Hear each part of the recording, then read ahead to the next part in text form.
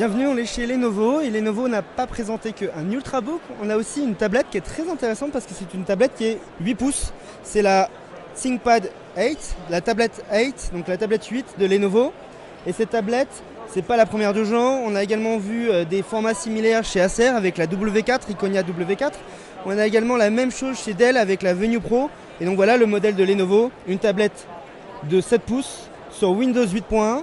Propulsé par du Bay Trail, c'est le dernier processeur Atom de Intel qui a des très bonnes performances.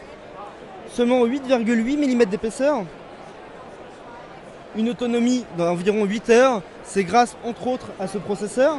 Ensuite on a une tablette avec une très bonne finition. Je pense que c'est de la fibre de carbone ou du plastique, mais en tout cas la finition est très correcte. Donc pour rappel, la gamme ThinkPad, c'est des tablettes qui sont plutôt orientées professionnelles. Et donc on retrouve entre autres Windows 8 Pro avec la suite Office inclus. Donc c'est du vrai Windows 8.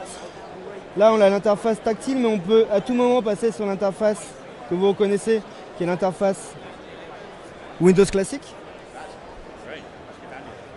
Et qu'est-ce que je voulais vous dire? Ah voilà, je voulais vous dire qu'on avait, attendez, je recommence, une cover qui ressemble au cover de l'iPad.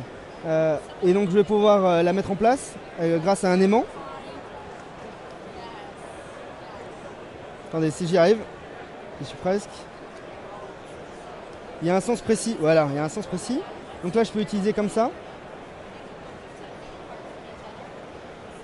Et je vais pouvoir à tout moment la redresser. Et regardez, il suffit que je fasse hop, pour que ça ouvre automatiquement l'appareil photo. Donc là, il ne reste plus qu'à prendre une photo. Et donc voilà, j'ai pris une photo, c'est assez réactif. Ça reste un capteur photo de tablette Windows 8.1, donc on leur demande pas trop.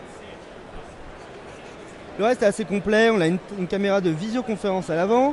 Il y aura une version 3G et 4G. Et donc c'est un modèle qui est plutôt bien fini. Je termine avec la connectique qui est très intéressante.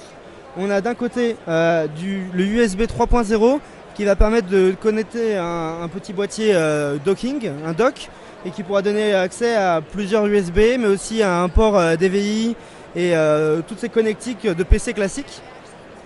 De l'autre côté, j'ai accès à la micro SD pour pouvoir étendre la mémoire qui est souvent entre 32 et 64 Go sur ce genre d'appareil. Pour 32 Go, on est à 300 €, donc c'est un port micro SD est largement nécessaire.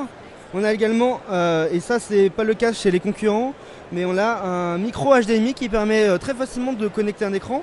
Et c'est là tout l'intérêt de cet appareil, c'est que vous avez une tablette pour le loisir, que vous allez pouvoir rentrer dans votre poche de costume par exemple, ou de votre sac, et vous allez pouvoir à tout moment, que ce soit chez vous ou au travail, brancher un écran, que ce soit en USB 3.0 ou en micro HDMI, et ensuite avoir des souris clavier sans fil ou avec fil, pour pouvoir transformer cette petite tablette en véritable PC avec des performances d'un Bay Trail. Et donc c'est environ 300 €, ça sera 300 $ aux États-Unis pour un appareil qui n'est pas le premier et qui a le même positionnement que les autres, mais qui a l'air un peu plus fourni en caractéristiques connectiques.